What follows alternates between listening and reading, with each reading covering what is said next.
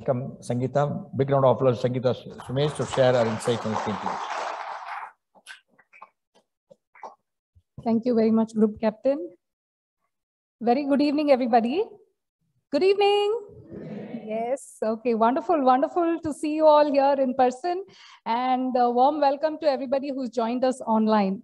So it's such a delight to meet people in person and have people joining us as a hybrid event is really nice. Now imagine you're climbing a mountain, right? You've climbed halfway through the mountain. There was a path till the point that you climbed. But thereafter, there is no path. An uncharted territory. And then imagine it starts to rain, making the path even more slippery for you. The boulders are all falling on your path, making it even more difficult for you to get to the peak that you want to. You probably guessed it right. That's how the past year plus has been for most businesses. You want to grow, you want to progress in the business, but so many challenges have been there in the path. Many businesses, both big and small, have been struggling, have been having a lot of cash flow issues because these are unprecedented times and none of us ever have any experience in this path. So it was at this time that Sage Publishers, they got in touch with me and asked me, as a business coach, how can you help businesses grow further by combining your financial knowledge and experience? And my friends, this set me thinking. I was wondering, how can I break it down?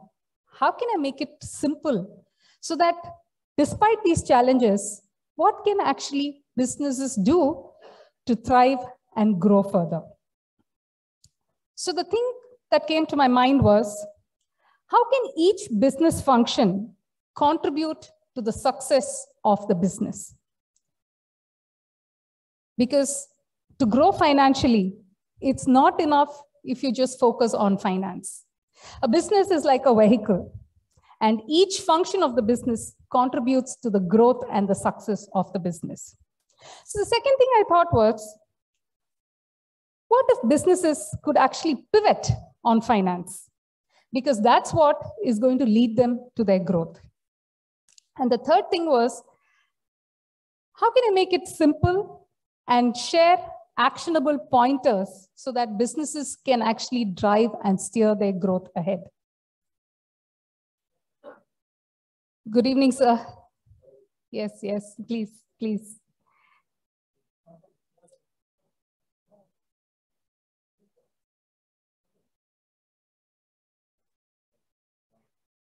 So the culmination of these thoughts is what resulted in the book, Where's the Moolah?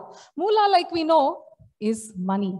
And all businesses, since they've been struggling, I thought this is a great time to see how they can find their moolah, because end of the day, a business, I believe, exists to make money. Otherwise, you might as well do charity. I'd like to take a pause here and highlight something. Like I said, the culmination of this book was all these thoughts, but how did that get triggered? It was triggered by one simple question by the publishers. And the reason I want to highlight this is, for any change to happen, for the way you need to change your thoughts, the way you act, you need a trigger. And that's exactly what a coach does, right? A coach kindles your thoughts, challenges your thoughts to see how you can overcome your challenges. And I always believe everybody needs a coach because we all need that push, that trigger. And in my case, this has resulted in the book, Where's the Moolah? So talking a little about the book and to set the context, we all believe we live in a VUCA world, but I believe we actually living in a VUCARD world where V is volatile, U is uncertain, C is complex, A is ambiguous, R is risky, and D is disruptive, because there's so many risks for our businesses and disruption. It's happening at such a fast pace. So I believe we live in a VUCA world. So being in the VUCA world, where should the business focus upon? For financial growth especially. And you know what I say? CSR. Now you're probably wondering, CSR, profits? Well, you're probably thinking CSR is corporate social responsibility, but that's not the CSR I'm talking about. I'm talking about the financial CSR, which is your cash management, spend management, and your revenue management. So if you were to look at your cash situation, have you been focusing on the liquidity? Have you been monitoring your cash position? Have you been preparing your forecasts regularly? When it comes to spend, have you applied financial prudence? What sort of controls do you have in place? And are you actually getting returns on the amount that's being spent? Talking about revenue management, what is the sort of pricing that you've adopted? Is the timing right for the pricing? And have you been focusing on the segmental part of your business? So to do this, one has to look through the business wheel. The business wheel, like I said, it has different functions that actually takes and propels your business ahead. So if you were to break it down, of course, you have your people, right? The people are the one who are actually taking your business ahead. And then you have your customers, your operations, finance, suppliers, IT, marketing, and strategy. So how can we take use of all these 8 wheels of the business so that that can contribute to the financial success? That's what the book is all about. So like I said, people are the foundation to any company's success. People need to be treated like an asset. And these words, my friends, is from the book, The $1 Trillion Coach, right? And I thought that's so important, because however your business is doing, it's your people that are actually taking your business ahead. So it's important for you to treat your people really well. When I had been to Glasgow in Scotland, there were these huge banners that said, "People make Glasgow." And I thought, that's so true for a business as well, because end of the day, it's your people who actually make your business. They are the ones who can make or break your business, right? So people are definitely the biggest asset. So once you have your people in place, what is the purpose? What is the purpose of your business? I was working with a client of mine, a very large company.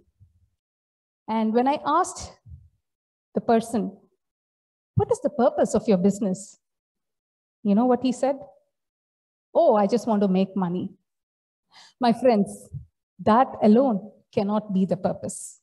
You need to have a purpose that actually drives your business ahead, right? So think big, and financially, the outcomes will obviously follow. So have a good purpose in place. So you're probably wondering, where do I start? So let me give you another acronym here. The name TOM, T-O-M? Look at it as an acronym, where T stands for the time frame. What is the time frame you want to look at, right? And O is the objectives. What are the objectives that you want your business to achieve? And M is to measure, because what you measure gets done. So remember this acronym and see how your business goals are being set, right? Because growth can mean different things to different businesses. So identify what exactly growth means to you and to your business. So once you have this in place, you need to have good operations as well, right? Because I believe high performance leads to high profits. I say HP for HP. So leaders are the ones who drive the high performance, and that's what results in the financial success of a business. So the book also has a lot of interesting stories of both big corporates as well as the smaller ones. In fact, I'm very happy Dr. Srimati Kesan has joined us. a homemaker. Yes, thank you for joining. She's a homemaker who has now, inspired by her trip to NASA. And guess what she does now? She takes a lot of children to NASA and educates them, and she wants to build a lot of scientists going forward. So you have many inspiring stories. And what was the kind of strategy that she adopted? And what were the big businesses? Did you know Nokia initially started as a pulp mill? And then we know where it went to. And of course, right now we know where it is as well. So the book is thrown in with a lot of real life examples as well. And it also talks about the mistakes businesses should avoid, because I believe we can learn from the mistakes of others, and all of us don't have to keep doing the same mistakes over and over again. And I've also had the pleasure to interview some domain experts and make them share their knowledge, their domain expertise on how the businesses can actually move ahead. So again, I would thank Mr. Raghavan for coming. Thank you, Raghavan. He's the president of Lucas TVS. And there have been many others, Mr. Harish Lakshman of Rane, Vishesh Chandiok of Grant Thornton, and then the CMO of Kimberly Chellapandian. Many leaders I have interviewed, and they were very kind to share their knowledge with me on this, on their particular domain. And of course, also Shobana from Tefe and Umar Rao from Ashok Leyland, and many others. So I'm really grateful to all of them for sharing. And my gratitude to the publishers Sage, members of my CXO club, Mr. Raghavan, Mr. Vasu, and few others who have probably joining in virtually. They were the beta readers of my book, and the contribution was really nice, and the inputs were very valid. So thank you to all of you. Thanks to MMA for having organized this. And of course, to all the leaders who contributed, to the readers, and last but not the least, my family, my husband Sumesh, my children Shreyaswara, and my mother, Mrs. Sukanya. So it was really nice to get support from so many different people for the book to be coming out. I say writing a book is like delivering a baby. You need so much of support for it to come out in a good manner. So I'm really delighted to have amazing panelists, Mr. Pandirajan, Mr. Ramraj, and of course, Mr. CKR. He sent us his message. So it's really awesome. There's like tons of knowledge here, and I'm sure all of us would be enriched hearing them. So to conclude, I say, we all believe in karma, right? What goes around comes around. And it's quite similar for a business as well, because the kind of seeds that you sow in your business now, it is what you reap at a later date. So the business is like karma. So ensure you're doing it right for your business right from the start, so that you're able to get the fruits of the benefit. And that goes for the cash, especially because cash is king. Cash is like oxygen, is what I say. You can't spell challenge without change, right? So ensure you're geared up for all the challenges. And to do that, you need to be changed, because change is the only constant in this ever-changing world. And lastly, smooth seas do not make skillful sailors.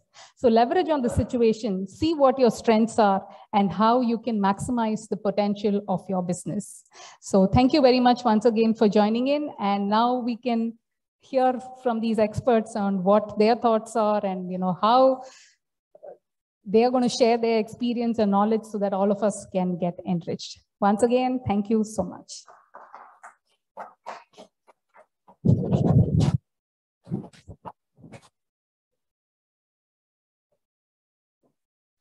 Thank you, Sangeeta. And, before we move to discussion, Mr. Pandira is there. Let me have the privilege of launching the book officially with a photo op. And also request Mr. Ramraj, you are there, you join us at the launch.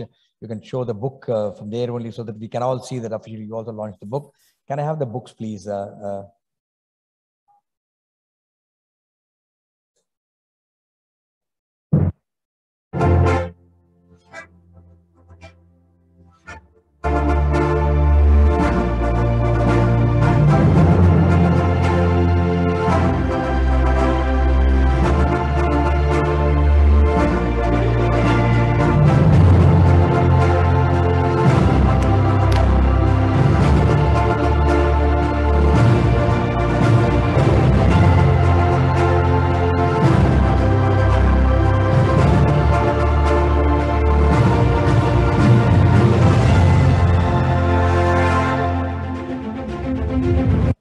Thank you. Now, I Sangeeta to take it forward. There's a microphone mic there. You can talk to them directly from there. Yes. Yes, please.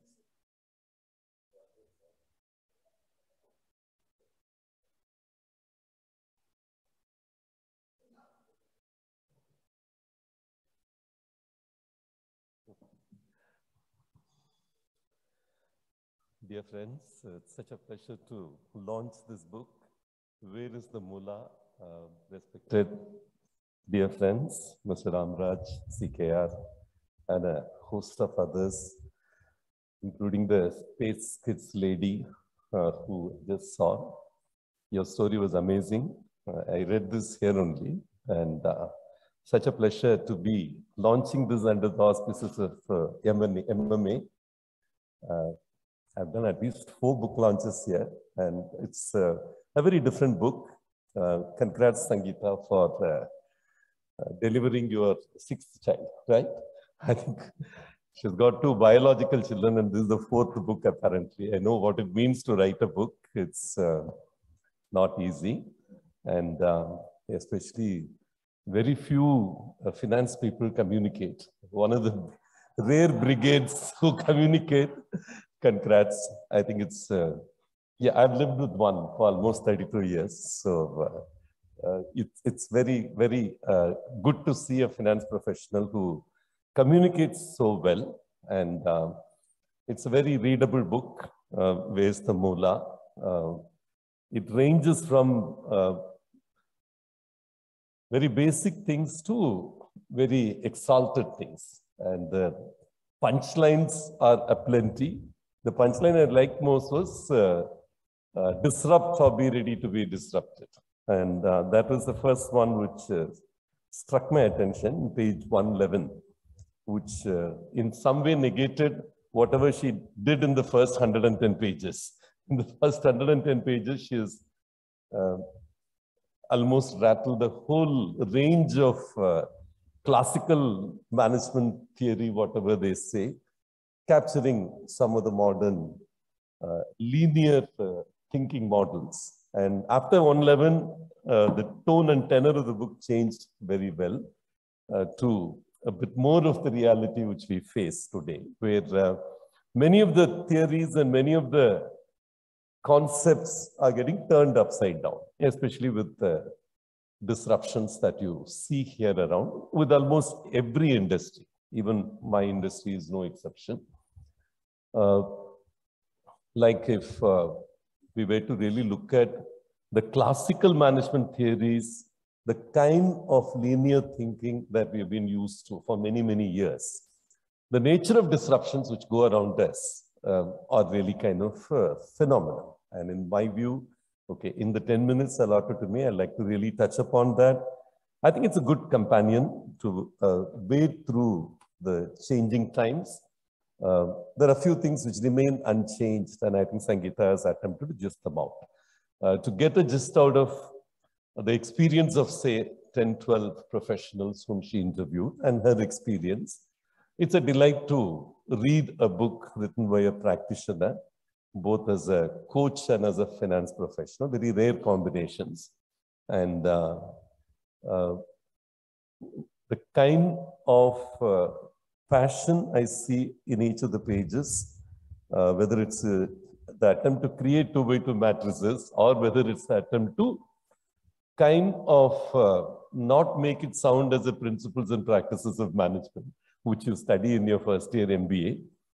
At times, it's a little tough call to kind of move away from the principles and practices of management variety. So she has strewn in a lot of experiences, like the Murugappa one I really especially liked, the Pride of Murugappa experience, which is kept at the right point in the flow as such. I like the flow of the book. I like the kind of insights which she has brought in from her experience and from the experience of a lot of people.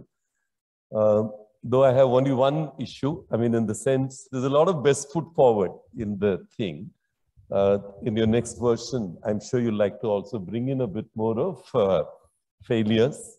And there's been a whole lot of successes. It's a lot easier to talk about the successes, and it's a lot tougher to actually talk about some of the companies which have been disrupted out of business. Okay, partly because of their inadequate focus on money. There are plenty of examples right here in Chennai. You look around, but I like to see that. That's one comment I'd like to make. If everything is based on the positive learning out of the positive experiences, there's always a certain cynicism which you will not escape from. So if that could happen it would need a bit of a risk. It would take a little bit of a risk. And I would imagine that even to mention the positives, you need a risk. I read this book which mapped out a whole lot of positive success experience, good to best or whatever, that kind of book. And many of the companies mentioned there went bust after even 5-6 years, one of them. So I think in writing a management book, one of the, of course, it's not written as a management book. It's written for a normal audience, a young entrepreneur who's at the beginning of his career, or someone like me who re-enters the entrepreneurial journey after a kind of a break for 6-7 years. So it's a book which can be valuable for both. Someone who wants to reconnect, someone who wants to get the gospel of wisdom. I think it can be valuable for both of them. All the best, Sangeeta. The kind of value it could have for you is phenomenal. And whoever you are, whether you are a management professional or aspiring entrepreneur, it would be a valuable guide for you. And this is the first book of hers I read. It prompted me to read the other 3 books. Of course, this is, of course, a lot easier and a lot less focused on a small target segment. It's a very broad-based book, and I'm quite sure this would be there in the every airport. I'm sure will have this. Every college should have this. It's a very, very powerful book, as I would say. All the very best, Sangeeta, and love to share my experiences in the interaction. After, of course, hearing my good friend Ramraj sir, I'm sure, who has a lot more of experience to offer to all of us. Thank you. All the best, Sangeeta. Look forward to see a lot more of output from you. Thank you.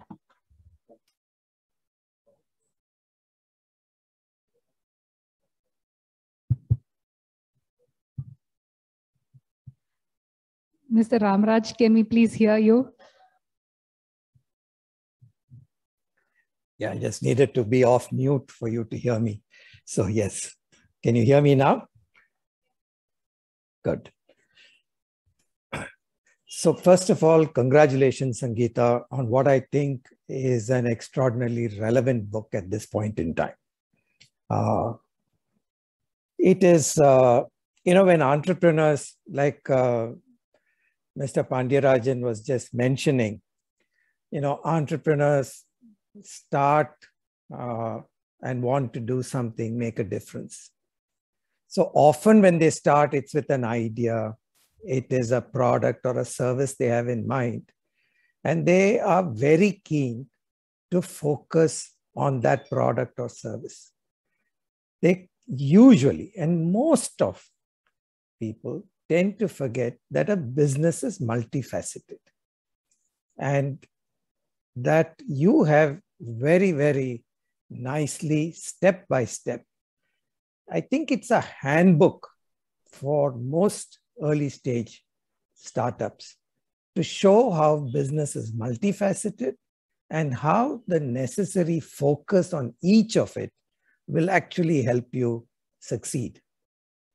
So I like the step-by-step idea on every facet of the business. But what I do like are these very strong first principles, which I think Suresh Sambandam has referred to, first principles. One such first principle is, and that you spoke about in your introduction, is business is there to make money. Now, otherwise it's a charity, you said. I don't know if you can see, but somebody else endorsed that idea this morning in the Economic Times, a gentleman called Mark Mobius. I don't know if you can see it. I think you're seeing it ulta there, so I'll read it out. India looks very good, but stay away from companies not making money. So everyone says, focus on making money. And I totally agree with that idea. And after I was reading a book, or along the time that I was reading a book about that time, was Zomato's IPO. Zomato IPO, I didn't see the word profit anywhere. So where is that money coming from? And I was wondering, is there something in the first principle that is missing? And are we all wrong? And, 1 lakh crore market cap, thousands of crores raised. And I would love for Zomato to continue.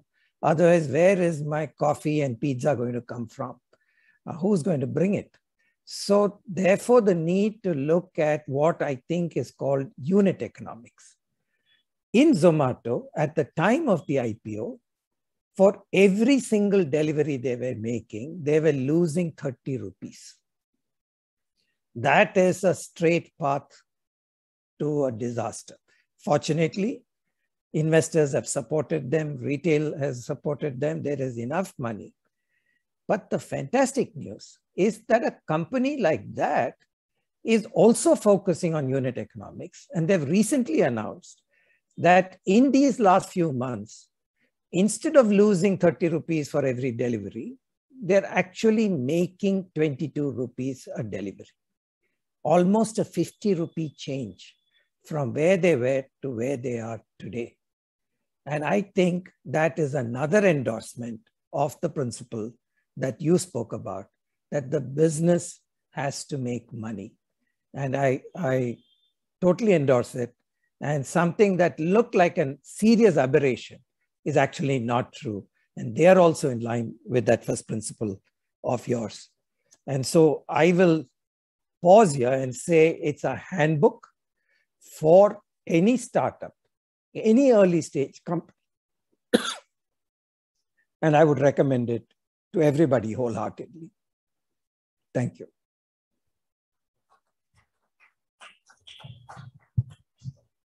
Thank you. Thank you so much. Can I request you to play the video from Mr. C.K. Ranganathan?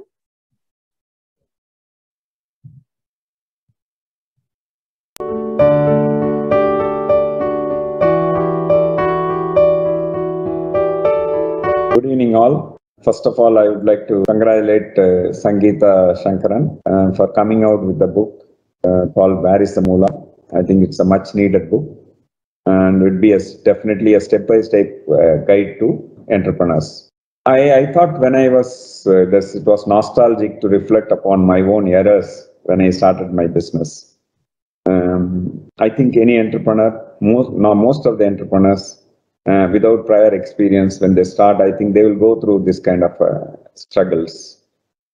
I was not an exception. Initial struggle was, if I am to say, I did in terms of raw material ordering, no controls, no this thing. One material ordered more, packaging material ordered more, but raw material was less. Packaging material requirement was 3 months requirement I ordered.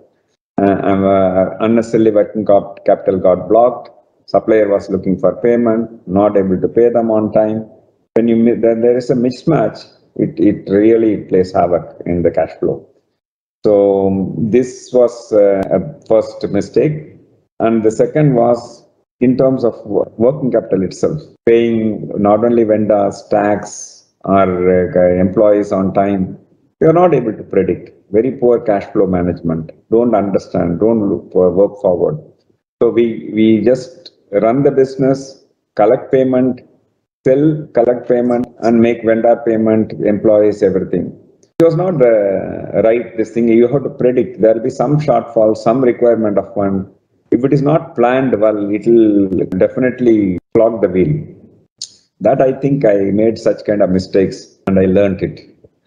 So this book is that way. It is what is the kind of thing, the pitfalls the entrepreneur will go through, that where how they have to plan, including cost management. That was also very nice to see that cost management also very important. How one can look at operational efficiencies, productivity to drive the profitability.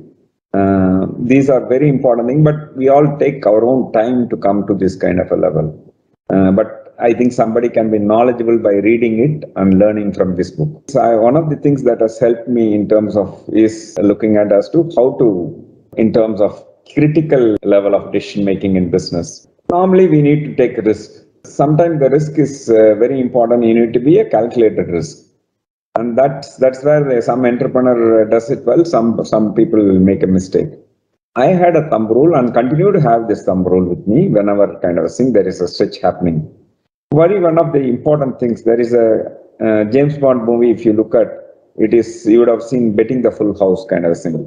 Every coin, including car, everything you will pledge, whatever is including watch, everything kind of a thing. People will pledge like that. So in the cards game, so that is betting the full house. You can't do that in business. So my thumb rule is like this. Be it advertisement, some big campaign, some product is ready, you have to spend a lot. The proposal from advertising agencies and our own marketing will be very high. If you spend that money, if the product bombs, and you will have it, it will be a big shortfall. I have seen people completely businesses crumbling because of betting the full house, going behind that, not able to pay the debtors, advertisements, everything, and that's where their fall started happening. So my thumb rule is maximum, whatever bet I take, I say that this is the money I can spend. Maximum what will happen is I have to go tight for the next 3 months maximum. I may fall. Every risk, there is a definite possibility of you falling. There is an equal opportunity to succeed also. But if in case it fails, maximum 3 months, I should come back to the same level. That's the kind of thumb rule I operated. That has always helped me. Every big step, be it capital expansion, be it advertisement, or buying a business. So we always said, okay, we buy a business, another acquisition, we go behind that. Is it putting too much strain on our working capital and overall cash flow management? Will it jeopardize the business? That's an important question we need to ask. I think those are very, very important things. That way, I think I must say that Where is the Moola? One of my suggestions to Sangeeta Shankaran on this book, it's a fabulous book. It is better translated in vernacular language so that more people benefit out of this. Best wishes. Thank you.